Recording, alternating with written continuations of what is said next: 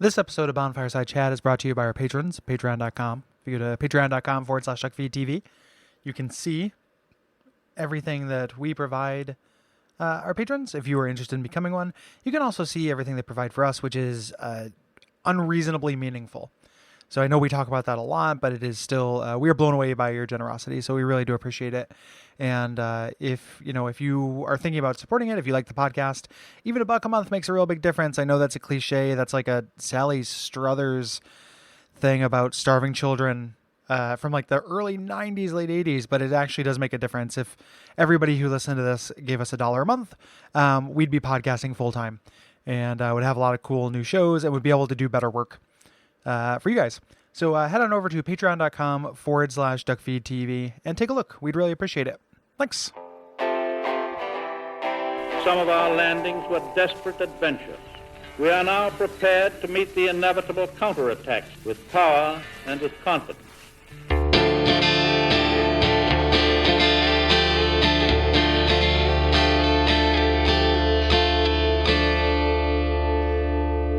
My name is Gary Butterfield. My name is Kole Ross.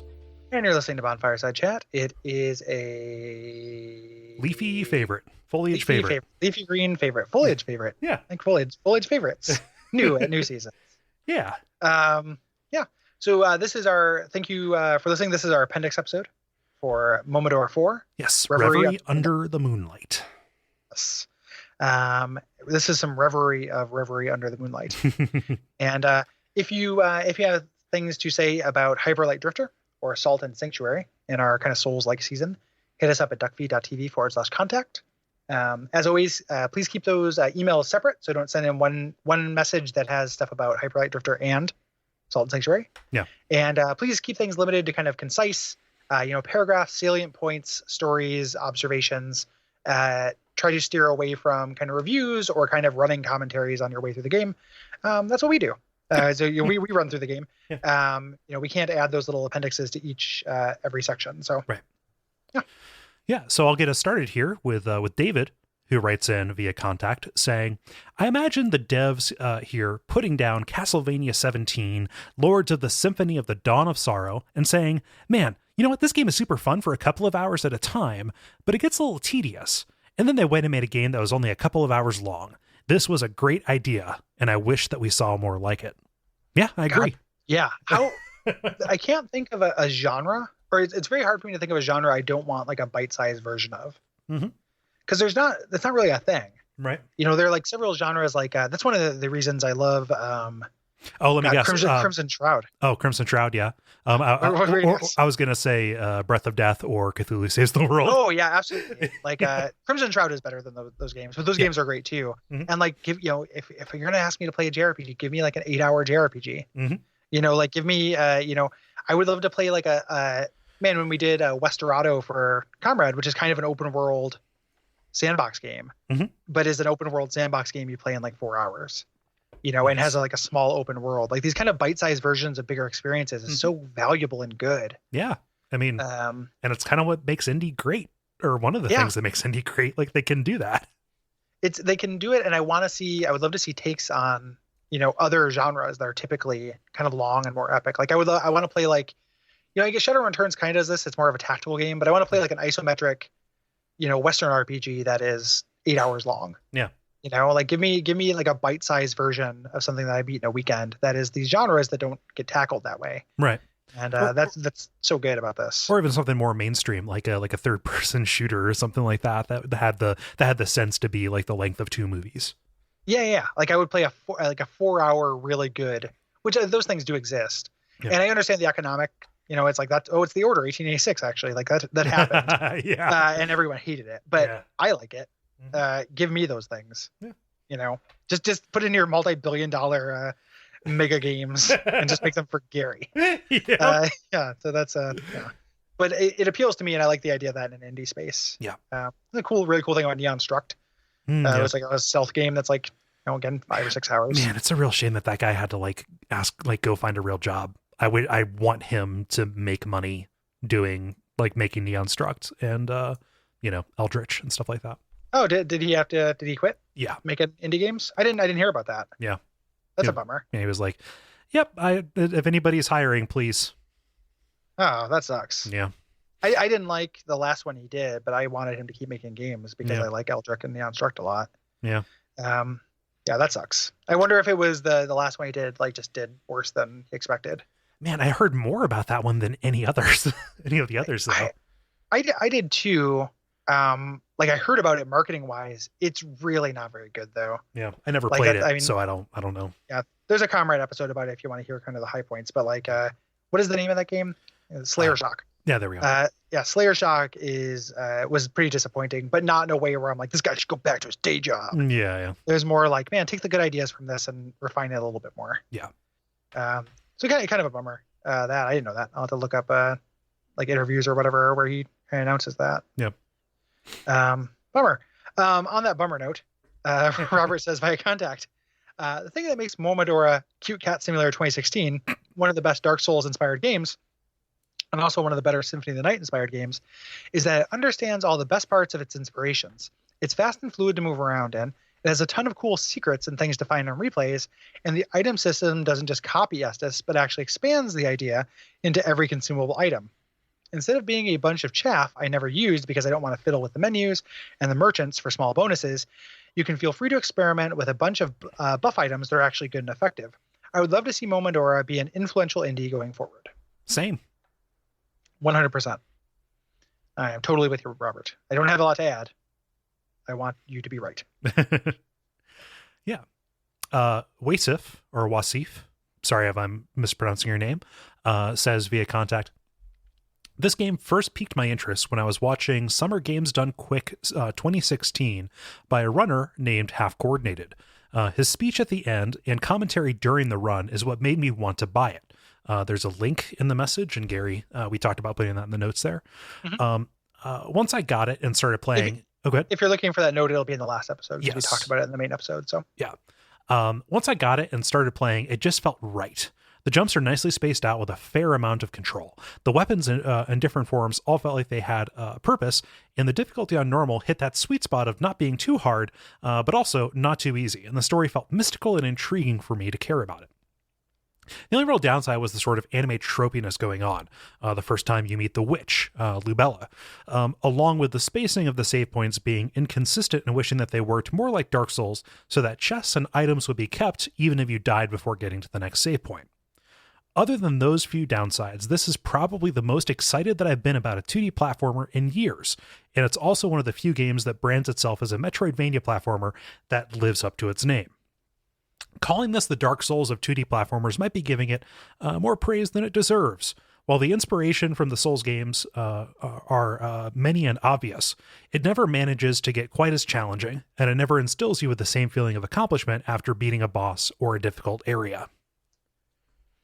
I would say other than like Fennel. Yeah, Fennel is an exception, I think. Yeah, Fennel's an exception. For the most part, it is not as difficult. Right. But we just spent a year like talking about how difficulty is not, for us at least, you know, yeah. I'm not saying this to refute you, but for me, difficulty is not the defining trait. Yeah, we spent a year defining ourselves as cucks. Yeah, exactly. We really cucked ourselves in 2016. Yeah. In 2016, I was cucked by anime. In 2017, cucked by Star Wars. So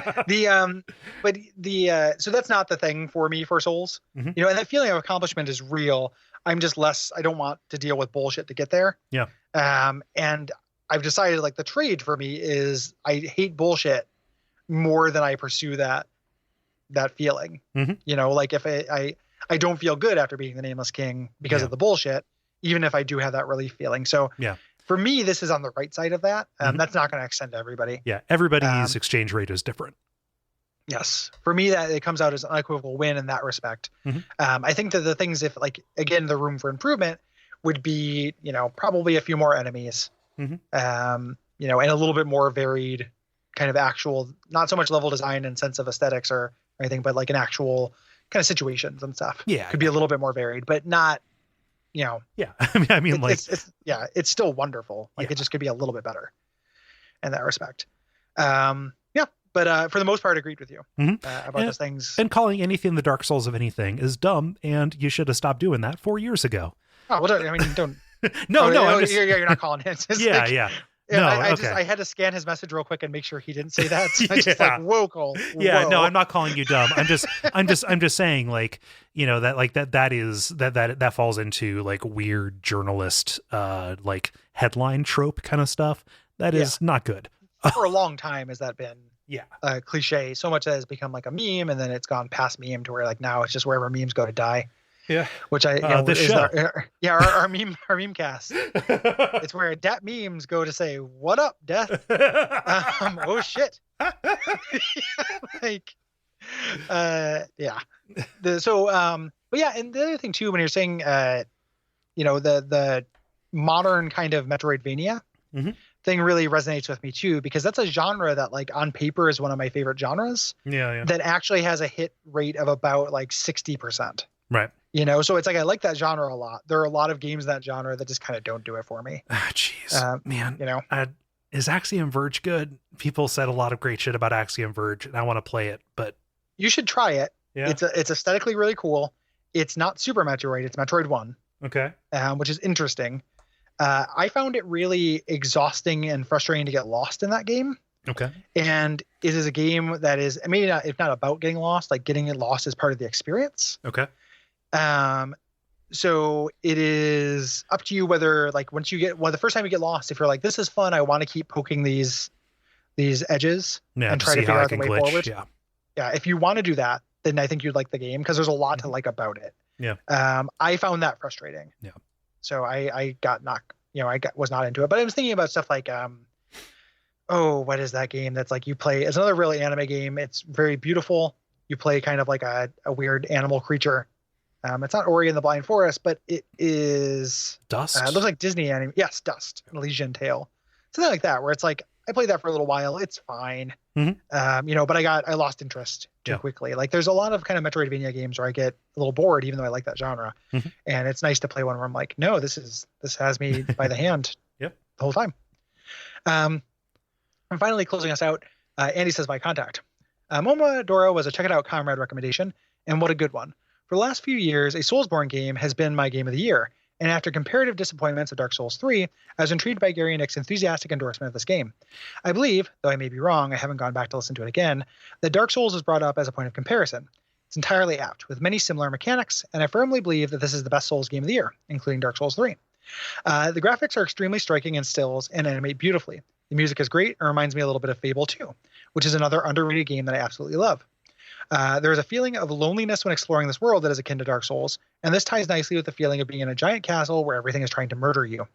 The anime aesthetic is something that would usually put me off, but this game has made me realize that maybe my hatred of anime is bound to my hatred of J-Rock and hideous voice acting, neither of which is present here, so I found the aesthetic extremely charming. What do you have against that character from Trailer Park Boys?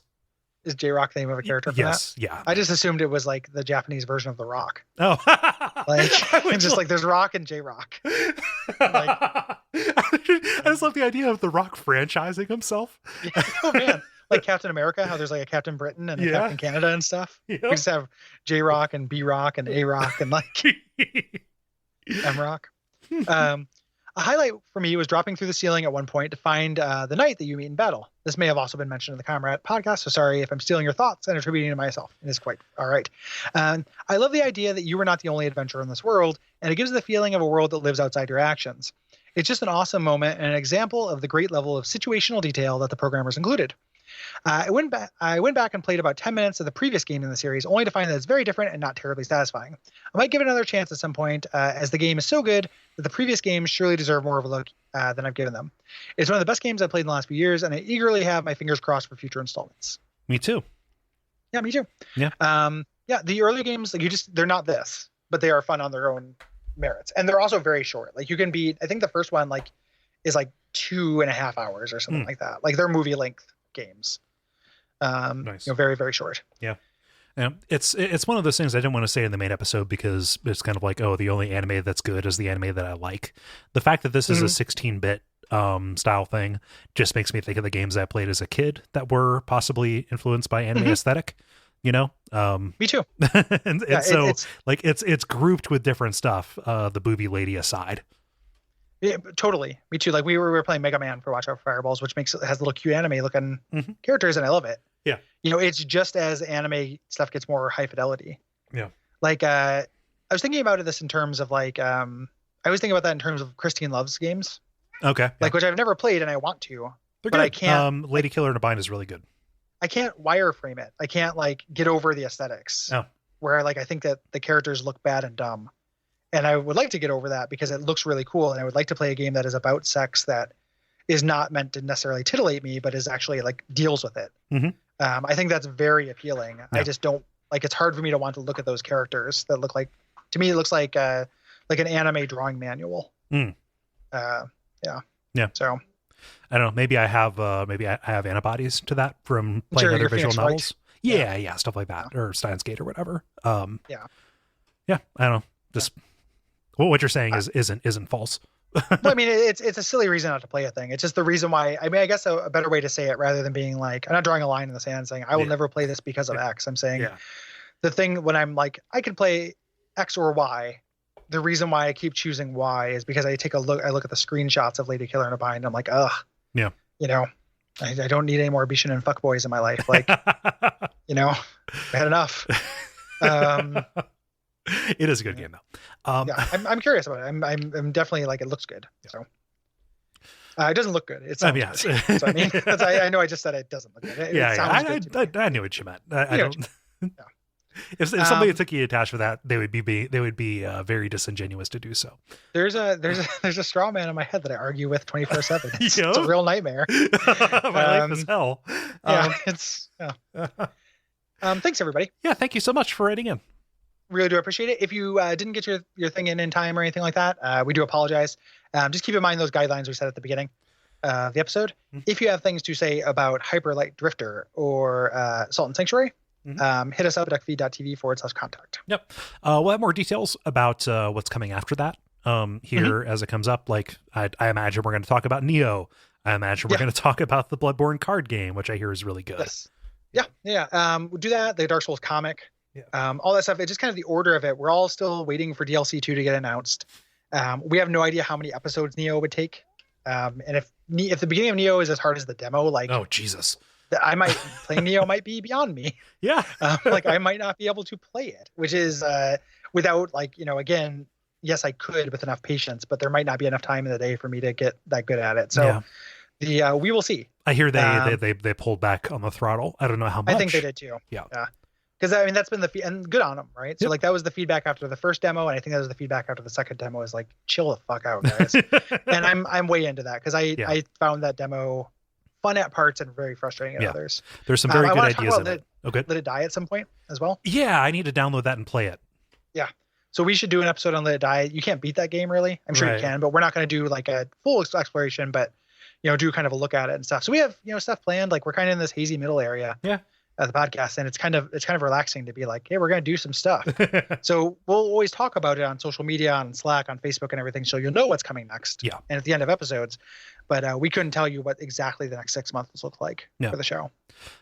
If you are curious about the schedule, you can go to bonfiresidechat.com/schedule and you can see actually the upcoming episodes. The hosting service that we use just gave us the ability to do those custom pages, and I'm using the fuck out of them right now for stuff like that. So is it bonfiresidechat.com or bonfireside.chat? Both of them work. Bonfireside.chat also will work. Excellent. We got to put in one of those fakey end things for Steve Gaynor. Because those are his favorite things. So thank you very much for listening. If you like the show, you can support us on Patreon. You go to patreon.com/Duckfeed.tv. Very much appreciated. Any amount you can give, like even $1 makes a huge difference. And at $2 you get access to our Slack channel, which is a very fun, very awesome community. Yeah. And now that we are kind of in this small middle section of the of the show, where we're kind of covering games in one episode or a couple of episodes, it's kind of easy to recommend. Either if you have somebody who is kind of way not into Souls and you want to get them into something different, make that recommendation there, saying like, hey, it's not just these gigantic explorations of these huge games. It's this other stuff too. I feel confident that if you like our approach to Dark Souls, you will like our approach to other games as well. Yes. So this should hopefully illustrate that. Maybe I'm wrong. Maybe your mileage will vary, but hopefully you do. Other than that, ratings, reviews, telling friends about it, blogging about it, all those things are very useful. Yeah. And other than that, what should they do, Cole? Just pet that kitty cat. Pet that kitty cat. Yeah. Grab the cat. It was a cat crystal. For a second, I was like, you use a cat orb? It is an orb. It is a crystal, but it is shaped like orb. What a confluence of beautiful things.